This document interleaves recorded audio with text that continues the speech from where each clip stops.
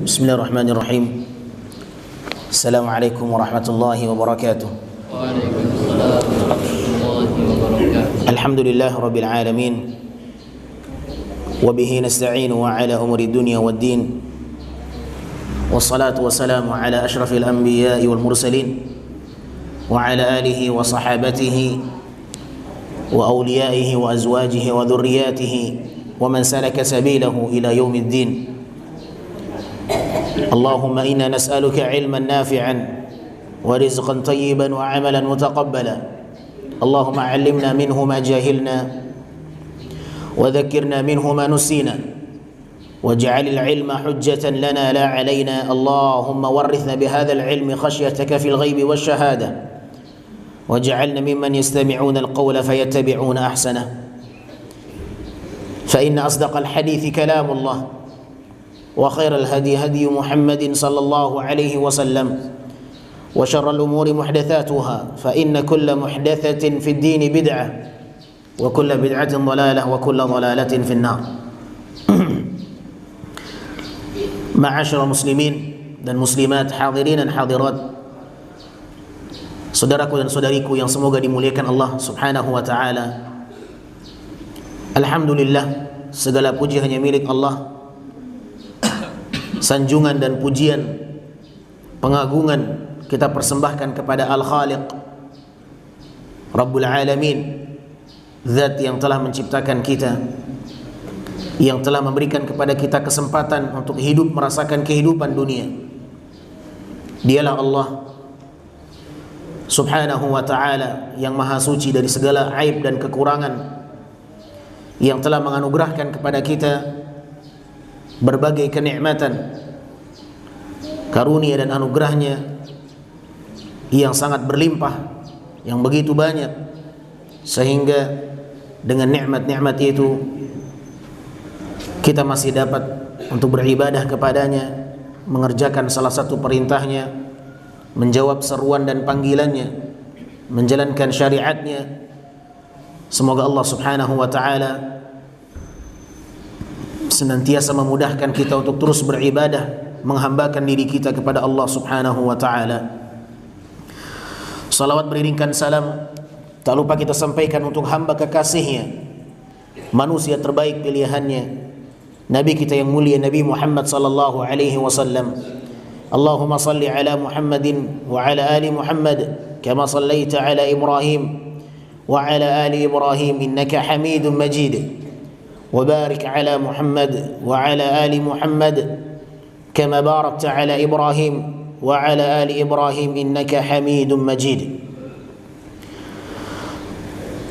Kaum muslimin yang dimuliakan Allah, pembahasan kita pada kesempatan pagi hari yang berbahagia ini kita awali dengan memohon kepada Allah ilmu yang bermanfaat, sebagaimana kebiasaan Nabi SAW pada setiap paginya selepas salat subuhnya, beliau tidak pernah meninggalkan satu doa.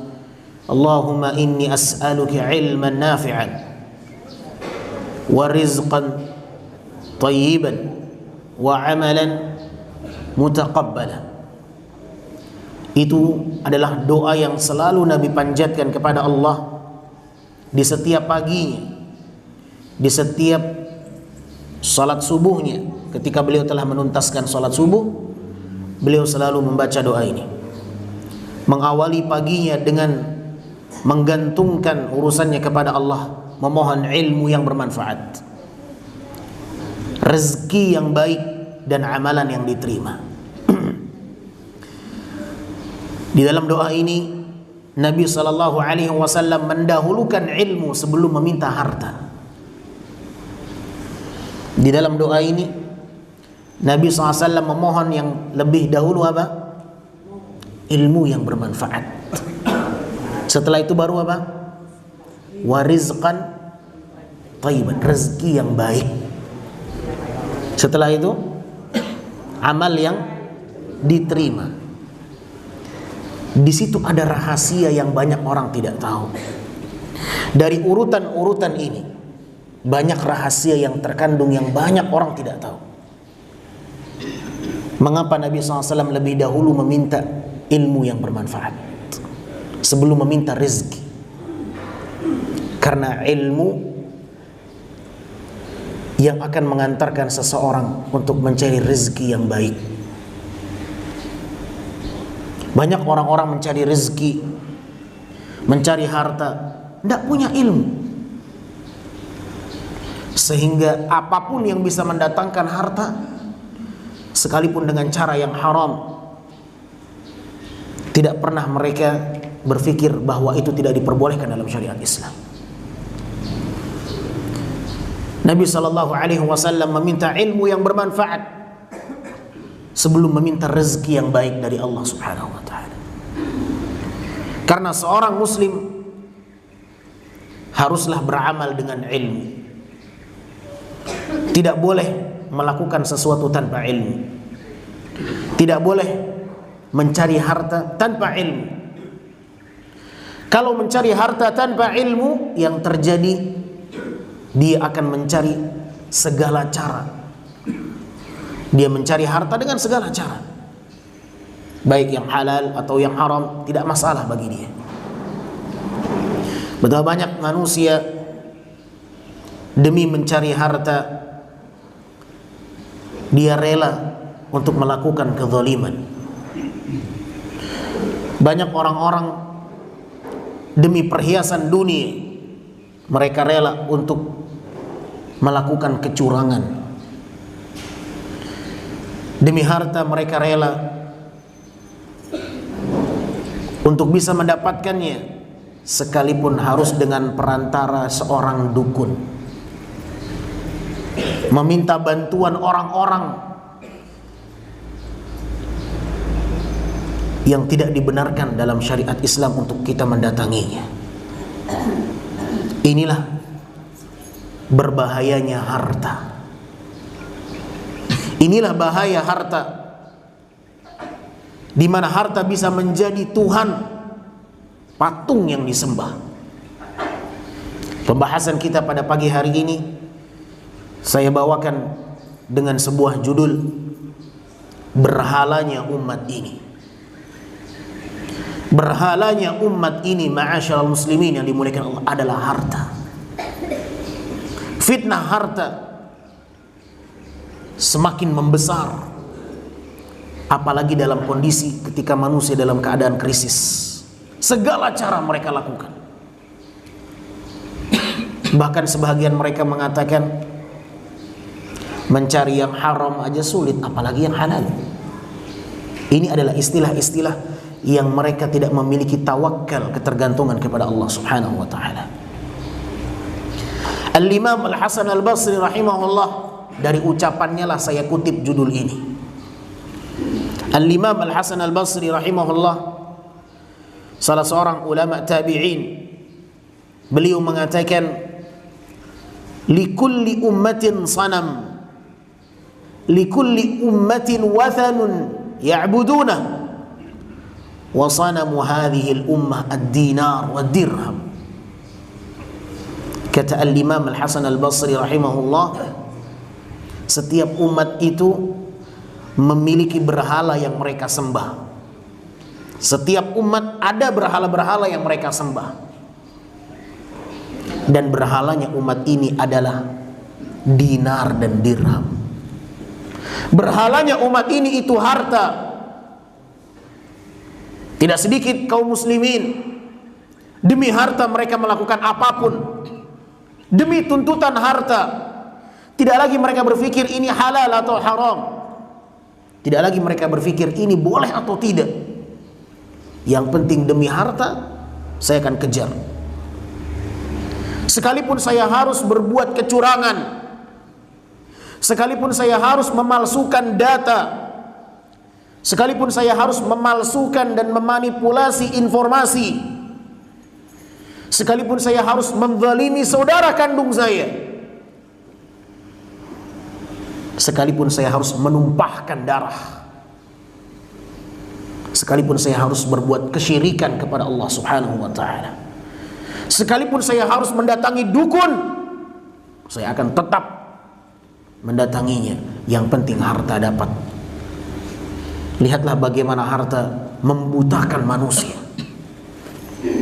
Membutakan manusia dari ketentuan syariat, sehingga mereka tidak lagi berpikir ini apakah mendatangkan kemurkaan Allah atau tidak. Dia tidak lagi berpikir apakah ini mendatangkan ridha Allah atau tidak. Yang penting saya dapat dunia ini. Subhanallah. Apakah seorang muslim rela menggadaikan agamanya demi Allah Subhanahu wa ta'ala, ataukah demi hal-hal yang dimurkai oleh Allah? Setiap kita tentulah memiliki prinsip apa yang dia cari dalam kehidupan ini. Apakah dia mencari ridha Allah atau mencari kemurkaan Allah? Semua itu ada di tangan kita. Jangan sampai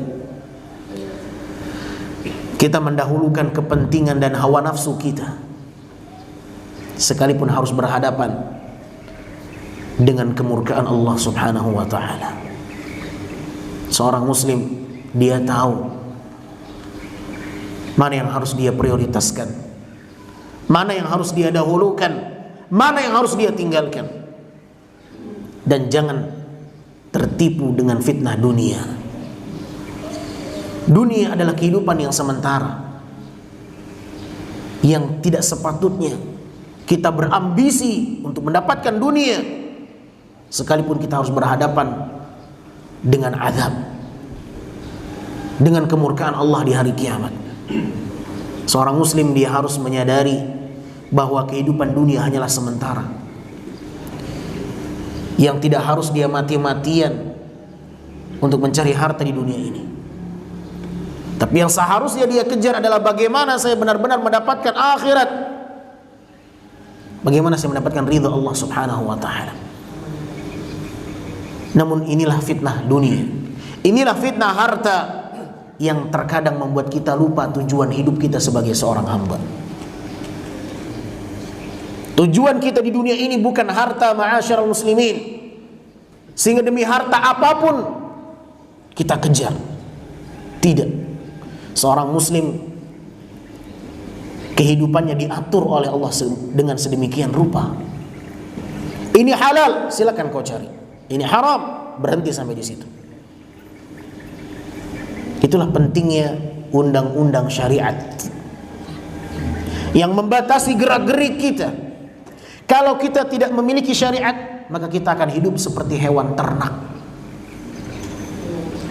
bebas, apapun yang dia ingin lakukan, lakukan. Apa yang membedakan kita dengan mereka? Kalau kita tidak ingin diatur oleh Allah Subhanahu wa ta'ala. Saudaraku kaum muslimin yang dimuliakan Allah, berbicara tentang harta, bukan salah seseorang mencintai harta. Tidaklah salah seseorang mencintai harta, bahkan menjadi satu fitrah seseorang mencintai harta. Siapa di antara kita yang tidak suka dengan harta?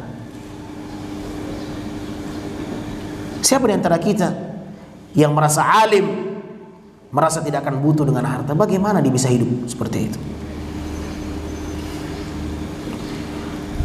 Betapa banyak pintu-pintu kebaikan yang itu bisa dicapai dengan harta.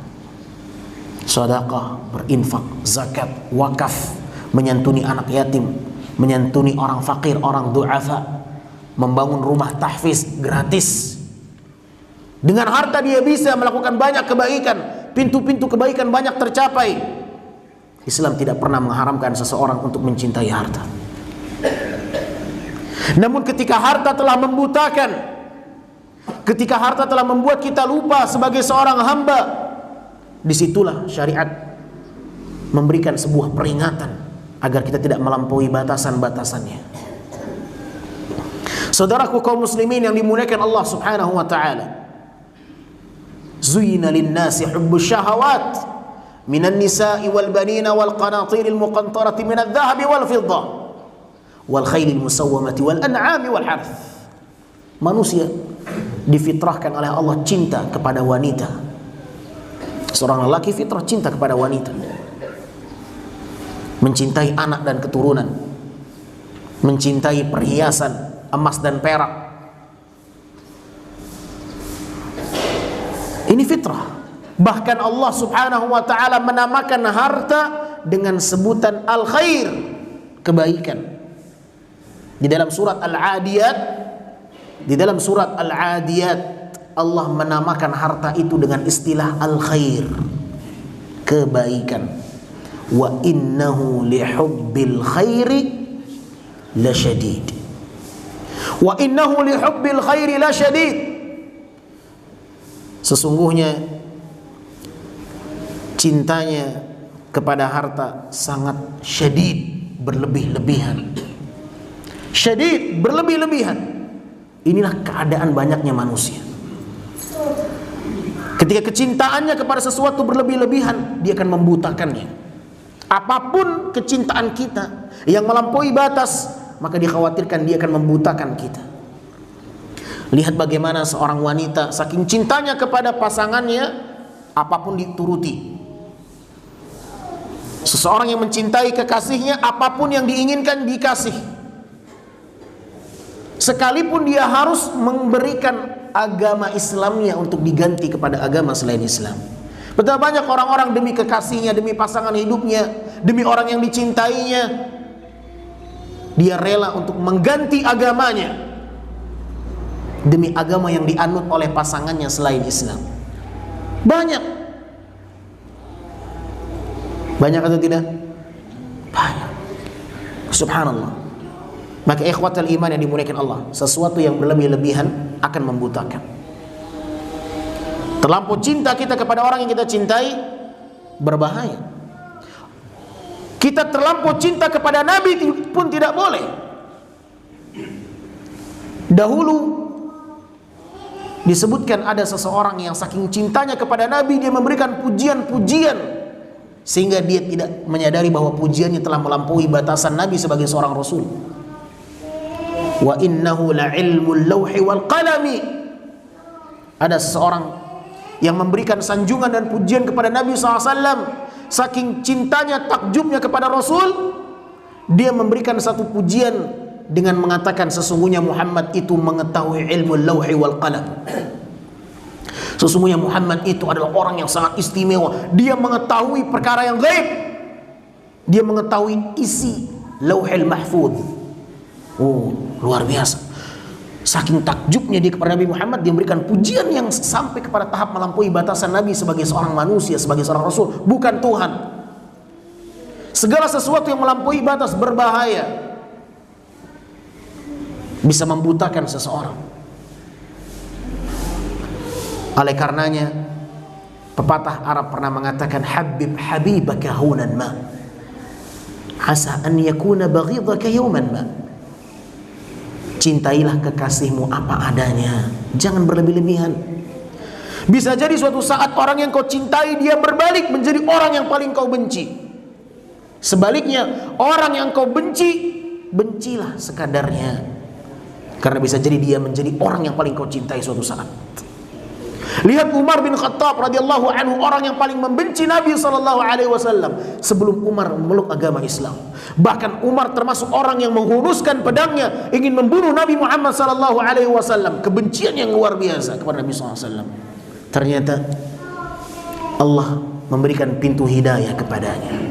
Dia menjadi orang yang membela Nabi, yang mencintai Nabi SAW, sehingga beliau menjadi orang yang mendapatkan kabar gembira, al-mubasysyirina bil jannah, termasuk orang yang dikabarkan kabar gembira dengan janji surga Allah Subhanahu wa taala. Saudaraku kaum muslimin yang dimuliakan Allah Subhanahu wa taala, cintailah dunia ini dengan cinta apa adanya. Jangan melampaui batas. Segala sesuatu yang melampaui batas akan membutakan kita. Disinilah syariat mewanti-wanti kita, memberikan peringatan kepada kita. Kalau seandainya harta telah membutakan Anda, maka hati-hatilah. Dia akan menjadi fitnah, dia akan menjadi musuh bagi kalian. Rasul sallallahu alaihi wasallam mengatakan, ta'isa 'abdud dinar, ta'isa 'abdud dirham, ta'isa 'abdul khamisah wal qatifah. Celaka seorang hamba yang diperbudak dengan dirham, dinar, beludru dan kain yang dia jual, bisnis yang membutakan dia, sehingga tidak ada lagi kesempatan dia untuk beribadah kepada Allah. Luar biasa. Celaka orang-orang yang melampaui batas kecintaannya kepada dinar, dirham, kata Nabi SAW. Qatifah, orang yang terlampau cinta dengan bisnisnya, dengan kain-kain yang dia perdagangkan. In u'tiya radhiya wa in lam yu'ta lam yarda. Ketika dia diberikan harta, mendapatkan jalur-jalur, pintu-pintu yang mendatangkan harta, dia ridho dengan Allah. Tapi ketika dia tidak mendapatkan apa yang dia inginkan, dia mulai menyesal dan menyalahkan Allah, tidak ridho kepada Allah Subhanahu wa ta'ala, tidak ridho dengan takdir, tidak ridho dengan keputusan, tidak ridho dengan keadaan dan kondisi yang sulit. Subhanallah. Saudaraku kaum muslimin yang dimuliakan Allah Subhanahu wa ta'ala, hadis ini sahih diriwayatkan oleh Imam Al-Bukhari. Nabi SAW menyebutkan celaka orang-orang yang diperbudak dengan dinar, dirham, al-qatifa, al-khamisa, al-khamilah, orang-orang yang dicintai dengan perhiasan-perhiasan dunia, dengan kecintaan yang berlebihan, yang membutakan mereka sehingga dia tidak ridha ketika Allah tidak memberikan apa yang dia inginkan, yang dia harapkan. Dan banyak orang-orang yang seperti itu, sehingga apapun dia cari, sekalipun tidak mendatangkan keridhaan Allah Subhanahu wa ta'ala.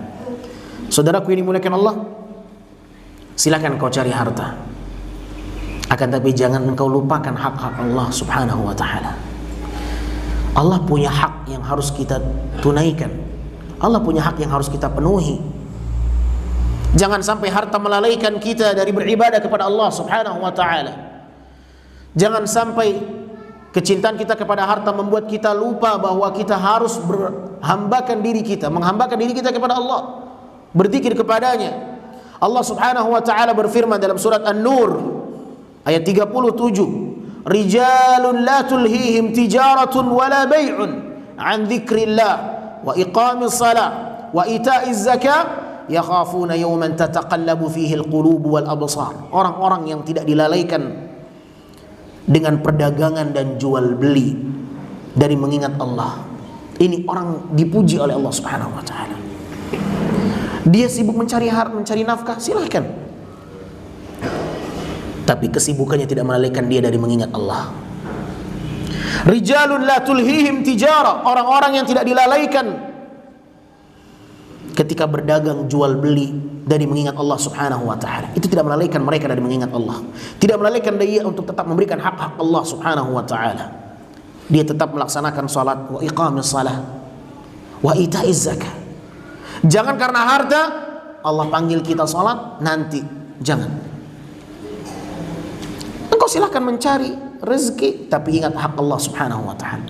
Betapa banyak manusia yang mencari rezeki lupa untuk memberikan hak zat yang memberikan rezeki. Dia banyak mencari rezeki, berambisi mencarinya, tapi lupa kepada zat yang memberikan rezeki kepadanya. Orang-orang yang tidak dilalaikan oleh perdagangan dan jual beli dari mengingat Allah, melaksanakan salat, membayar zakat, dan mereka takut kepada hari yang ketika hati dan penglihatan itu menjadi berguncang pada hari kiamat. Tataqallabu fihi alqulub wal absar. Ini Allah puji orang-orang yang bisa berjalan sesuai dengan rel, berjalan sesuai dengan batasan-batasannya. Dan kita jangan sampai orang-orang yang dibutakan dengan harta, yang mengabaikan hak Allah Subhanahu wa ta'ala. Nabi SAW tidak pernah mengkhawatirkan umatnya tertimpa dengan kefakiran. Nabi tidak pernah mengkhawatirkan umatnya miskin. Justru yang Nabi khawatirkan apabila umatnya itu berambisi dengan dunia. Rasul sallallahu alaihi wasallam mengatakan, wallahi mal faqru akhsha alaikum. Demi Allah, kata Nabi, bukanlah kefakiran yang aku takutkan menimpa umatku. Demi Allah, bukanlah kefakiran yang aku khawatirkan menimpa umatku. Nabi nggak pernah mengkhawatirkan umatnya miskin, karena Nabi tahu di dunia ini bukan tempat kita untuk bercocok tanam. Kita akan tinggalkan dunia. Hakikat bercocok tanam yang sejatinya itu untuk akhirat. Simpanan yang akan selalu terjaga, dijaga oleh Allah Azza wa Jalla. Simpanan yang paling aman, simpanan yang ada di sisi Allah Subhanahu wa ta'ala. Banyak orang-orang sekarang nyimpan uang di bank, ditipu. Hilang uangnya di bank, banyak kejadian. Subhanallah. Tidak ada jaminan keamanan. Orang-orang yang ingin memiliki simpanan yang aman, dia simpan dengan Allah Azza wa Jalla. Zat yang tidak akan pernah terkalahkan dengan siapapun, tidak akan pernah bisa ditipu oleh siapapun. Oleh karenanya Nabi SAW tahu bahwa kehidupan dunia ini kehidupan yang sesaat. Fakir di dunia biasa. Dunia sijnul mu'min wa jannatul kafir. Kata Nabi, dunia itu adalah penjara bagi orang-orang mukmin dan surganya bagi orang-orang kafir. Wallahi mal faqru akhsha alaikum, demi Allah kefakiran bukanlah satu hal yang aku khawatirkan menimpa umatku, kata Nabi. Walakin akhsha an tubsata alaikum dunya fatanafasuha kama tanafasuha man kana qablakum fatuhlikukum kama ahlakathum. Kata Nabi SAW, yang aku khawatirkan menimpa umatku adalah ketika Allah lapangkan dunia di hadapannya, ketika Allah bukakan pintu-pintu dunia di hadapannya, ada orang-orang subhanallah bisnisnya luar biasa, berhasil, sehingga apapun yang dia inginkan dia bisa memilikinya. Dia bisa beli dengan hartanya, dia bisa beli dengan hartanya. Allah bukakan pintu-pintu dunia. Kata Nabi, yang aku khawatirkan adalah justru ketika Allah bukakan pintu dunia di hadapan seseorang, sehingga dia berlomba-lomba mengejarnya, seperti umat terdahulu mereka berpacu berlomba-lomba untuk mengejar dunia, dan ambisi itu membuat mereka binasa. Allah binasakan mereka, dan saya khawatir Allah membinasakan kalian seperti Allah membinasakan umat terdahulu. Lihatlah Qarun. Lihatlah Qarun dengan hartanya yang berlimpah. Allah binasakan dengan hartanya. Hartanya tidak bisa memberikan keselamatan untuknya. Qarun dibinasakan oleh Allah dengan hartanya. Allah tenggelamkan rumahnya, hartanya ditelan dengan perut bumi, karena telah melampaui batas kecintaannya kepada harta. Fatuhlikukum kama ahlakatum. Saudaraku yang dimuliakan Allah, harta yang sesungguhnya apa yang kita pakai, apa yang kita makan, itulah harta kita yang sesungguhnya. Mali, mali, kata Nabi SAW, hartaku, hartaku, itulah ungkapan orang-orang yang selama ini memperjuangkan untuk bisa mendapatkan harta. Padahal bukanlah harta yang kau miliki, kecuali apa yang kau makan habis, yang kau pakai rusak, itu hartamu yang sesungguhnya. Adapun yang kau simpan di tabungan, di deposit, di bank, tidak menjamin itu harta yang kau akan nikmati. Banyak orang-orang yang mengumpulkan harta, mati-matian mencari harta, mengumpulkan harta, ternyata hartanya tidak bisa dia nikmati, yang nikmati orang lain. Jadi ahli waris diberikan kepada mereka. Subhanallah. Sedangkan selama ini telah dia gadaikan penghambaan diri dia yang seharusnya diberikan kepada Allah Azza wa Jalla, dia berikan kepada harta. Ma'asyiral muslimin yang dimuliakan Allah, likulli ummatin wathanun ya'budunah wa sanamu hadhil ummah ad-dinar wad dirham. Al-Imam Al-Hasan Al-Basri mengatakan, setiap umat itu memiliki berhala-berhala yang mereka sembah, dan berhalanya umat ini adalah dinar dan dirham, harta. Disembah tuh harta. Banyak orang-orang demi harta mereka siap melakukan apapun. Kezaliman, kecurangan, pertumpahan darah, bahkan sekalipun dia harus berbuat kesyirikan, mendatangi dukun, dan lain sebagainya. Tidak lagi mereka berpikir apakah ini halal atau haram. La haula wala quwata illa billah. Ketahuilah ma'asyiral muslimin yang dimuliakan Allah, Nabi SAW 1400 tahun lebih sudah mewanti-wanti kita umatnya bahwa akan datang satu masa, di hadapan umat Nabi sallallahu alaihi wasallam, la ya'tiyanna 'ala an-nasi zamanun la yubali al-mar'u bima akhadha al-mal amin halal amin haram.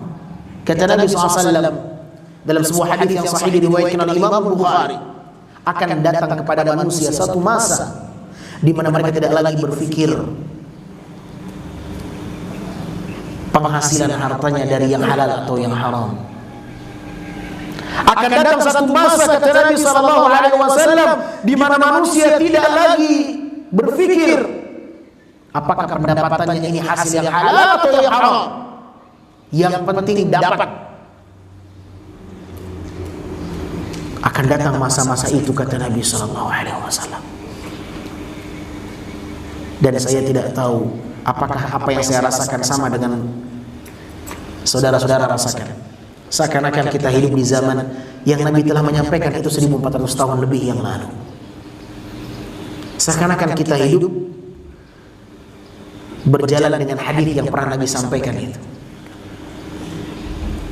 Banyak orang-orang yang tidak lagi menghiraukan hasil pendapatannya. Sebahagian mereka ketika ada saudaranya yang ingin meminjam hutang, maka dia menuntut gadaikan tanah. Ingin meminjam 1 emas, 2 emas. Dan itulah kebiasaan di sebahagian kaum muslimin, meminjam dengan cara menggadaikan apa? Menggadaikan apa? Tanah. Ya. Boleh dalam Islam? Boleh, sampai di situ boleh. Ya, Nabi SAW ketika meminjam uang kepada orang Yahudi, beliau gadaikan baju perangnya, baju besi kepada orang Yahudi. Ketika Nabi SAW meminjam hutang, Nabi minjam hutang dalam rangka apa? Ma'asyiral muslimin, dalam rangka beli rumah. Nabi minjam hutang sama orang Yahudi karena apa? Sebabnya tidak ada lagi yang bisa dimakan. Tidak ada lagi yang bisa dimakan. Baru Nabi ngutang. Kalau kita ngutang karena apa? Beli rumah, kredit, beli mobil, beli sawah, bahkan beli handphone kredit sekarang. Ada. Allah Akbar. Pintu-pintu yang banyak membuat orang itu lupa bahwa Nabi berlindung dari yang namanya hutang. Nabi SAW itu berlindung dari yang namanya hutang. Artinya hutang itu nggak baik hukum asalnya. Kita dijadikan hobi hutang itu. Siapa yang hafal doanya? Nabi berlindung dari hutang. Siapa yang hafal doanya? Nggak ada hadiah, hadiahnya sudah habis. Nggak tahu. Tadi malam sudah dihabiskan hadiahnya di Pariaman. Saya kira ada hadiah lagi. Nabi berlindung dari hutang. Bapak Ibu yang masih kebiasaan hutang, hafalkan doa ini. Jangan kebiasaan hutang, nggak bagus. Nabi berlindung dari hutang, artinya hutang itu nggak bagus hukum asalnya. Makanya Nabi hutang itu ketika memang nggak ada lagi yang bisa dimakan. Kalau kita enggak, beli ini ngutang, beli itu ngutang, beli ini ngutang, belanja ke warung ngutang, padahal uangnya ada. Beli baju ngutang, Allahu Akbar. Ibu-ibu langsung nambahin. Ini kayaknya terzalimi dengan hutang-hutang yang nggak dibayar. Subhanallah. Jangan remehkan hutang, ma'asyiral muslimin. Orang yang mujahid, orang yang mati syahid, nggak bisa masuk surga gara-gara dia punya hutang. Orang yang syahid aja bisa masuk surga, apalagi yang bukan syahid.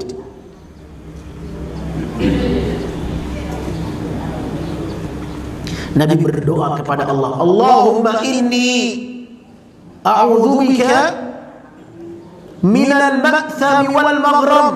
Ya Allah, aku berlindung kepadamu dari perbuatan dosa dan hutang. Nabi berlindung dari melakukan dosa dan berhutang. Artinya Nabi itu nggak suka hutang. Hindari.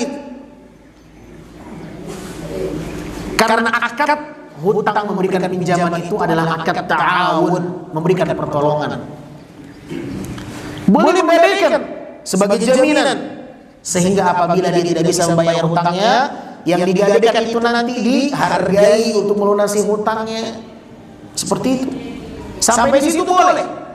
Tapi yang terjadi di masyarakat kita, akad gadainya tidak sesuai dengan akad, sesuai dengan syariat. Dia minjem emas, minjem emas sudah nggak boleh. Dia minjem utang tapi dia gadaikan tanah. Oke, sampai di situ boleh. Tapi barang yang digadai dalam Islam nggak boleh dipakai. Itu ketentuan gadai dalam Islam. Ustaz, gadaikan boleh. Tapi barang yang digadaikan dalam Islam akadnya tidak boleh dipakai, apalagi ada keuntungan darinya. Ini enggak, kasih tanah biar saya garap, nanti keuntungannya buat saya. Nah, boleh. Kebanyakan di kita,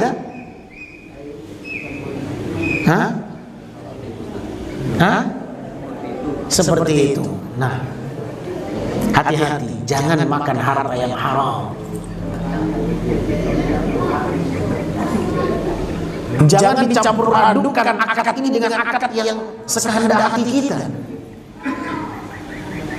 Kita belajar untuk memperbaiki diri. Itu tujuan kita belajar. Tujuan kita belajar untuk memperbaiki kebiasaan yang masih tidak sejalan dengan agama. Ma'asyiral muslimin yang dimuliakan Allah Subhanahu wa taala. Jangan berani memakan harta yang haram. Jangan coba-coba. Apalagi sampai nyerobot tanah milik orang lain. Mengaku-ngaku ini tanah saya, ini sawah saya, padahal sudah jelas itu bukan tanah dia. Tapi saking dibutakannya dia dengan ambisi dunia, mati-matian dia belain tahu tanah padahal bukan punya dia. Nabi SAW pernah mengatakan, ibu-ibu, bapak-bapak yang dimuliakan Allah, perhatikan hadis Nabi SAW. Jangan main-main memakan harta orang lain, apalagi mengambil tanah milik orang lain. Jangankan satu kapling, satu jengkal pun Nabi larang. Rasulullah SAW mengatakan dalam sebuah hadis melalui jalur sahabat Sa'id ibnu Zaid, Sa'id bin Zaid, anna Rasul sallallahu alaihi wasallam qala, man iqtata'a shibran min al-ardi dhulman tawaqahu Allah iyyahu yawm al-qiyamah min sab'i aradin. Barang siapa yang mengambil sejengkal tanah secara zalim, diambil milik orang lain tanpa hak, Allah akan timpakan 7 lapis bumi di atas pundaknya di hari kiamat. Oh, baru keluar setelah dipancing dia. Baru keluar, emang harus goyang-goyang dulu nampak. Siapa yang hafal tadi doa berlindung dari hutang? Saya sudah kabarkan, sudah saya kasih bocoran. Enggak hafal juga. La haula wala quwata illa billah. Siapa yang hafal? Ya. Ini demi harta atau demi hadiah? Allahumma ini, siapa yang hafal? Ibu-ibu, bapak-bapak, angkat tangan. Jangan keroyokan, saya cuma sendiri, kasihan saya. Heboh di belakang sudah. Oh, baru mau ngafal. Ada hadiah baru mau ngafal. Selama ini kemana aja? Laki-laki. Antum. Yang bawa hadiah dia pula yang jawab. Silakan. Fadhal. Allahumma inni a'udzu bika min ghalabatid dain wa qahrir rijal fi du'a al-khurasa. Tidak, saya tidak berharap yang itu. Itu berlindung dari lilitan hutang. Nah, tapi Nabi SAW berlindung dari hutang itu secara zatnya. Karena hutang ini ada yang membuat seseorang terlilit darinya, ada yang tidak. Ada yang memang sulit dia membayar melunasi hutang, ada yang tidak. Ya, Tapi Nabi SAW secara umum berlindung dari hutang, baik yang tidak membuat dia sulit dengan hutangnya atau tidak. Ini berbeda. Dan saya telah memberikan bocoran doa yang singkat itu. Hafal tadi. Yang panjang hafal, yang pendeknya hafal. Kalau doa itu berdoanya. Allahumma inni a'udzubika min al-hammi wa husni wa a'udzubika min al-ajli wa kasali wa a'udzubika min al-jubni wa al-bukhli wa a'udzubika min al-ghafli. Tidak ada yang berkaitan dengan hutang di sini. Allahumma, makanya catat. Saya ucapkan, catat. Baik, antum karena sudah berkaitan enggak apa-apa. Anak kasih tuntutan doa ruqyah. Nah, fadhal silakan, barakallahu fikum. Jazakallah. Wa iyyakum. Allahumma inni, tunggu dulu. Allahumma inni, sudah catat? A'udzubika minal ma'tham, minal ma'thami wal maghram, minal ma'thami wal maghram. Maghram, ya Allah, aku berlindung kepadamu dari perbuatan dosa dan hutang. Subhanallah. Baik. Ulang kali ya. La haula wala quwata illa billah. Macam anak TK. Ya Allah, artinya atau hadisnya? Bahasa Arabnya. Oke. Allahumma inni a'udzubika minal ma'thami, ma'tham wal maghram. Itu Nabi baca di setiap penghujung salat. Itu termasuk di antara doa yang sering Nabi hadirkan dalam salat. Sebelum salam Nabi baca doa itu. Ya Allah, aku berlindung kepadamu dari ma'tham, perbuatan dosa, wal maghram, dari hutang. Ya. Maka yang selama ini hobi hutang, perbaiki. Nabi berlindung dari hutang, kita malah hutang terus kerjanya. Baik, kita kembali pada hadis. Nabi SAW mengatakan, man iqtata'a shibran min al-ardi dhulman tawaqahu Allah iyyahu yawmal qiyamati min sab'i aradin, muttafaqun alaih.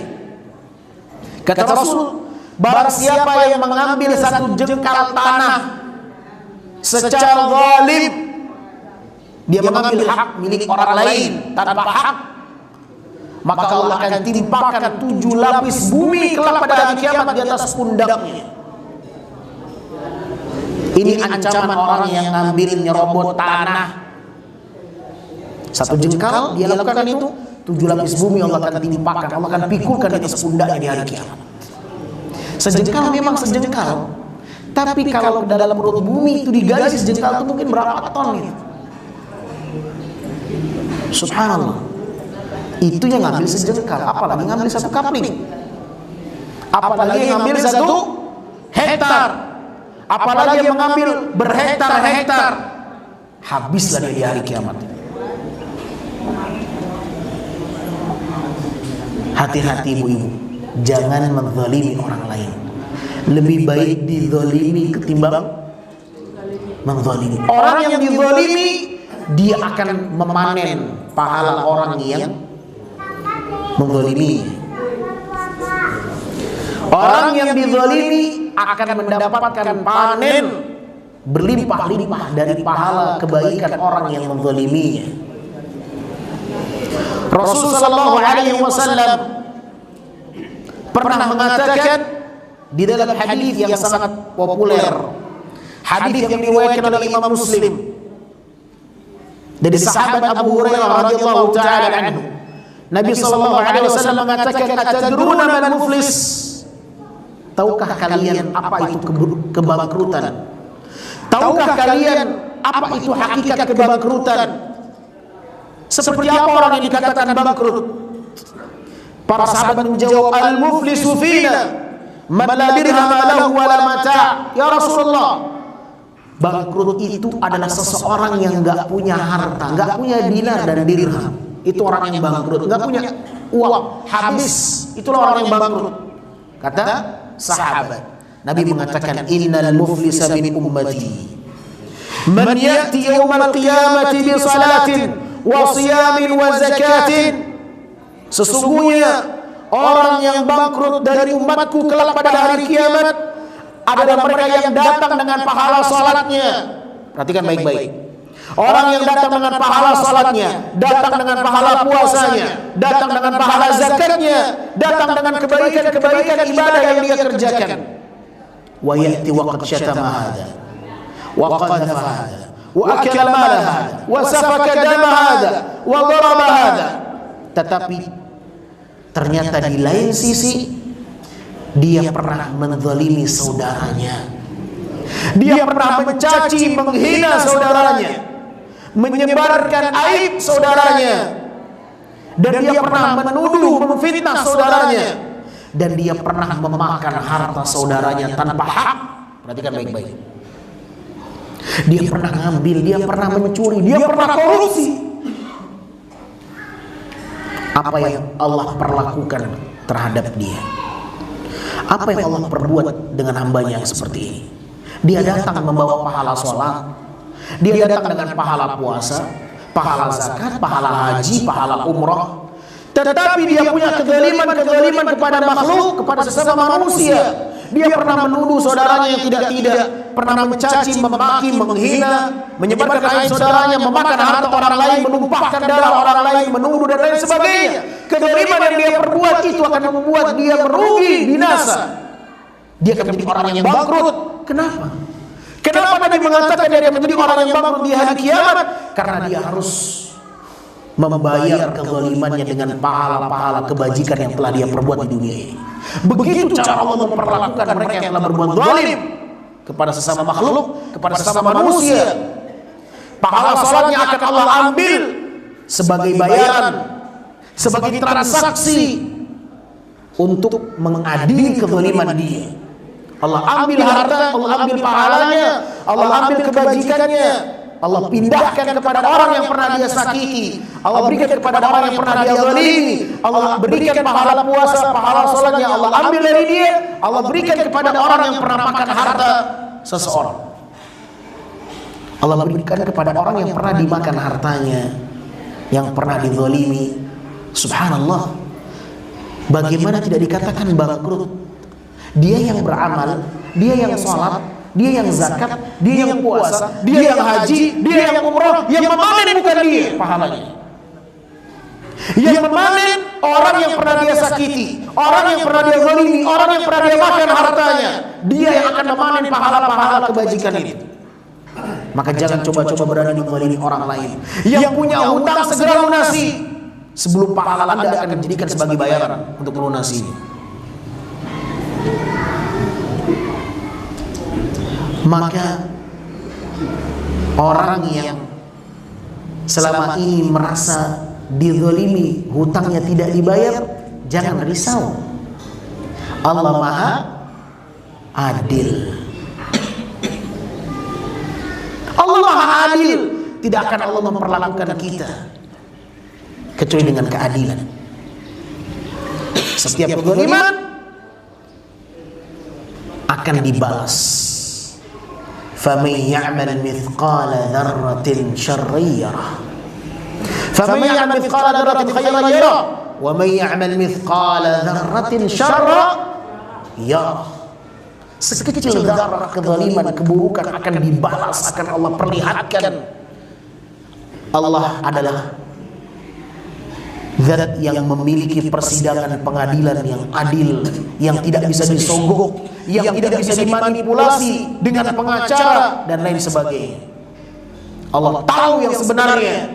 Di dunia banyak orang-orang nggak tahu mana yang berbuat salah, mana yang benar, karena kita nggak tahu ilmu gaib. Sehingga banyak orang-orang ingin menutupi kesalahannya, dia pakai jasa siapa? Pengacara. Sehingga orang yang terzalimi kalah dalam persidangan. Subhanallah. Jangan risau. Seorang mukmin itu hidupnya tenang. Jangan risau. Karena kita beriman dengan hari akhirat. Betul? Di hari akhirat akan Allah bongkar, akan Allah balas. Tidak perlu risau. Kezaliman itu justru akan membuat Anda menjadi orang yang mulia kelak. Ketika Anda didolimi, Anda akan dimuliakan dari orang yang pernah mendolimi Anda. Dia akan membayar kezalimannya dengan pahala-pahala mereka. Jangan risau, jangan risih, jangan gelisah. Wali-wali Allah tidak pernah sedih. Ala inna awliya Allah la khaufun alaihim wa la hum yahzanun. Karena dia tahu, karena dia beriman dengan hari akhir, hari pembalasan pasti akan tiba. Hari pembalasan pasti akan Allah bangkitkan. Hitung-hitungan ada. Di dunia mungkin Anda kalah dalam persidangan, di akhirat Anda akan dimenangkan oleh Allah. Di dunia Anda menang dalam persidangan, di akhirat mungkin Anda kalah. Saudara yang dimuliakan Allah, harta membuat kita ini lupa diri.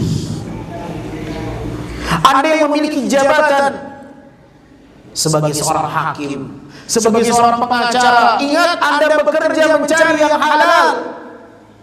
Jangan sampai pekerjaan Anda membela orang yang salah.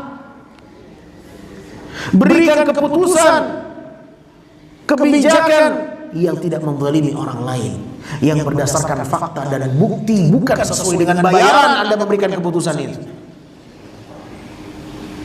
Namun inilah fitnah dunia. Bukan lagi rahasia pribadi, rahasia umum. Rahasia umum. Mereka yang seharusnya menegakkan keadilan tidak lagi berarti ketika berhadapan dengan bayaran uang. Demi harta mereka siap memperjuangkan untuk membuat kecurangan. Demi harta mereka siap membela yang salah. Demi harta mereka siap menuduh yang tidak orang yang terzalimi. Demi harta. Tapi nanti di hari kiamat tidak ada cerita. Subhanallah. Ma'asyar muslimin yang dimuliakan Allah. Kata Nabi sallallahu alaihi wasallam, "Fayu'ta hadha min hasanatihi wa hadha min hasanatihi." Maka orang yang terzalimi itu akan diberikan kebaikan pahala orang yang menzaliminya.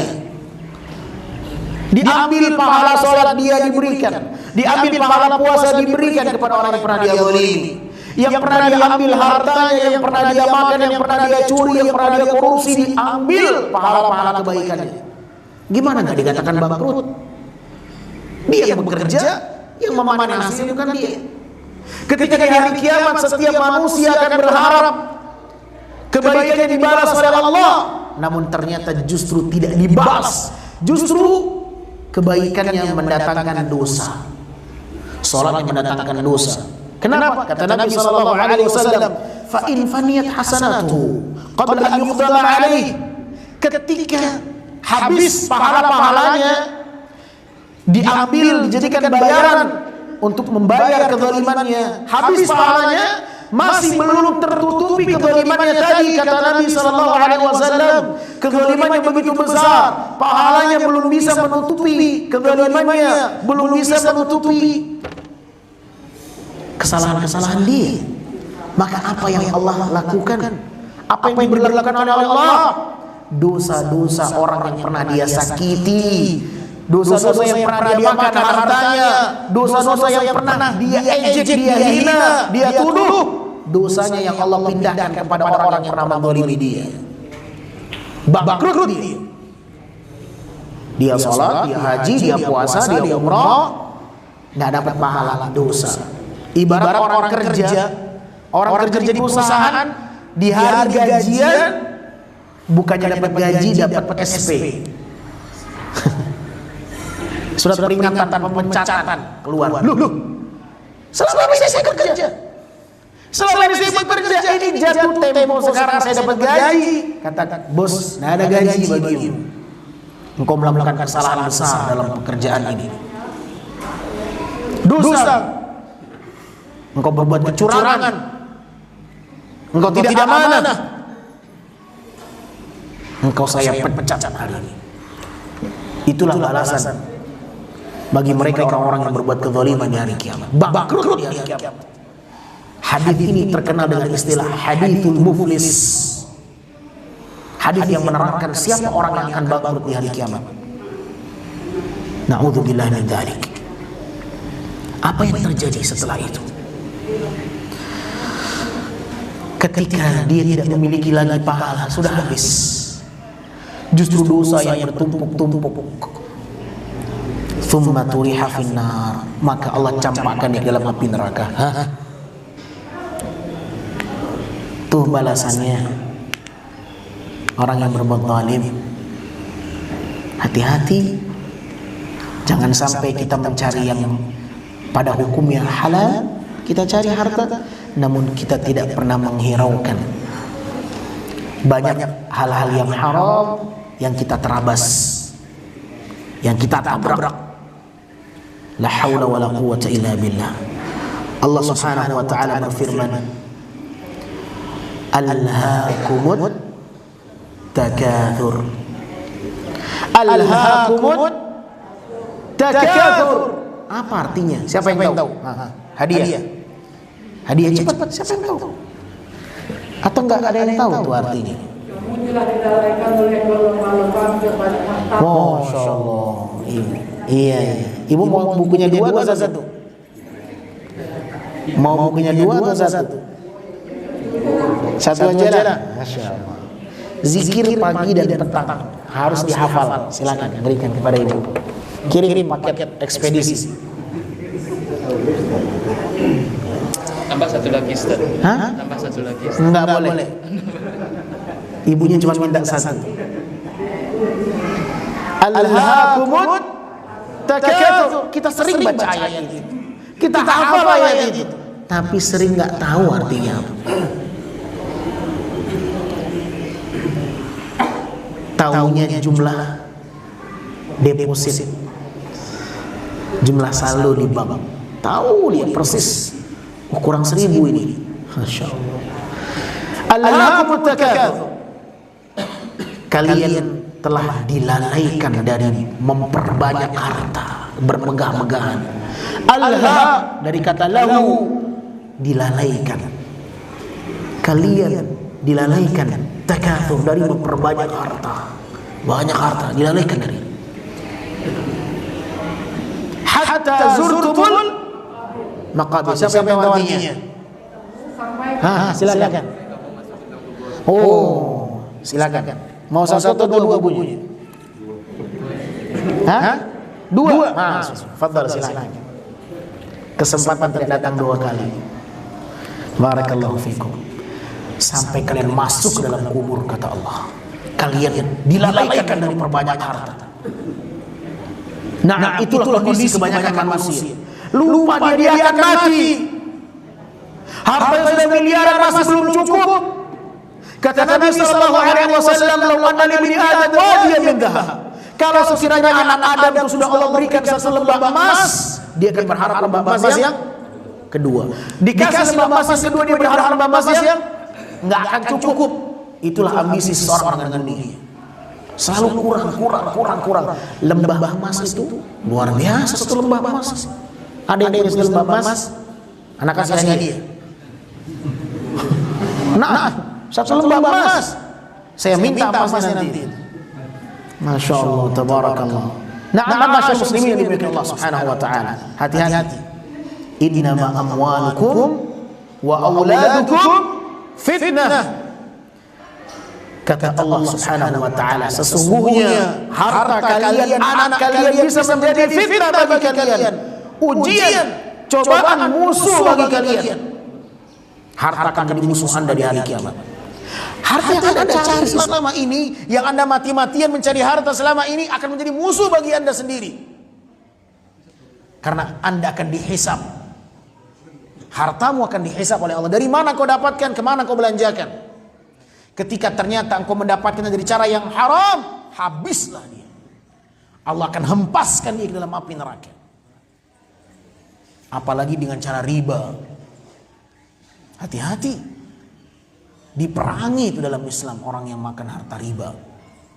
makan bunga, minjemin uang, bayarnya balik harus lebih, itu riba. Bunga, riba. Kata Allah dalam Al-Quran Al-Karim, alladzina ya'kuluna riba la yaqumuna illa kama yaqumu alladhi yataqabbathu asyaitanu minal mas. Dzalika biannahum qalu innamal bai'u mithlu riba. Orang yang makan riba nanti di hari kiamat dibangkitkan pada hari kiamat dalam keadaan seperti orang yang sedang kesurupan syaitan. Orang yang makan riba nanti di hari kiamat dibangkitkan oleh Allah seperti orang yang kerasukan jin, sempoyongan. Kalau nanti di hari kiamat ngelihat ada orang dibangkitkan jalannya kayak orang kesurupan jin, itu pemakan riba. Alladzi yatakhabbathu syaitan, seperti orang yang sedang kesurupan jin, tidak sadar dia. Itu nanti dibalasan orang yang makan riba di hari kiamat. Maka ingat ma'asyil muslimin, kita harus memprioritaskan akhirat. Jangan kita korbankan akhirat demi dunia. Karena orang-orang yang Allah cela di dalam Al-Quran adalah orang-orang yang memprioritaskan dunia ketimbang akhirat. Allah berfirman, bal tu'thirunal hayatad dunya wal akhiratu khairun wa abqa. Bal tu'thirunal hayatad dunya, sesungguhnya kalian tu'thirunal hayatad dunya, kalian lebih memprioritaskan dunia, wal akhiratu khairu wa abqa, padahal untuk akhirat itu lebih baik dan lebih kekal untuk engkau perjuangkan. Saudaraku, kaum muslimin yang dimuliakan Allah Subhanahu wa taala,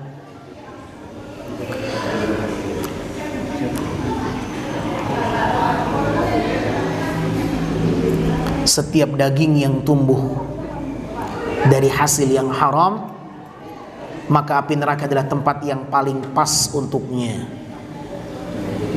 Hati-hati memberikan makan kepada anak dan istri.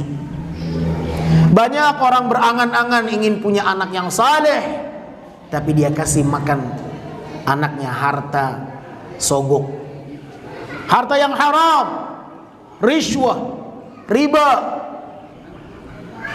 Banyak orang-orang yang mendambakan memiliki keturunan anak-anak yang saleh, tapi dia kasih makan harta-harta yang haram.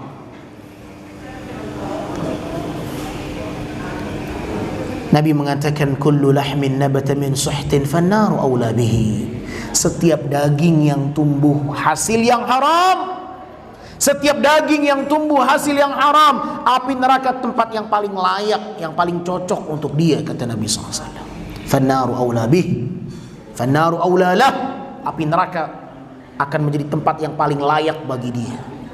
Hati-hati ketika kita ingin makan, bisa jadi dari yang kita makan itu tumbuh satu daging yang haram di tubuh kita, tumbuh satu lemak yang haram di tubuh kita ini. Maka yang haram yang tumbuh di dalam tubuh kita ini menghalangi kita dari surga, mengantarkan kita kepada api neraka Allah Subhanahu wa taala. Maka di sini seorang muslim harus pandai-pandai memilah dan memilih mana yang Allah ridha, mana yang tidak, mana yang halal dan mana yang haram. Jangan nafsu yang menjadi panglimanya. Jangan dia menjadikan hawa nafsu dan hasratnya sebagai penuntun jalannya. Karena kita akan mempertanggungjawabkan harta yang kita dapatkan. Dari mana engkau dapatkan, kemana engkau belanjakan. Semoga pembahasan yang singkat di pagi hari yang berbahagia ini bisa memberikan lentera, yang memberikan satu warna yang mencerahkan kehidupan kita untuk berjalan di atas ridha Allah Subhanahu wa taala.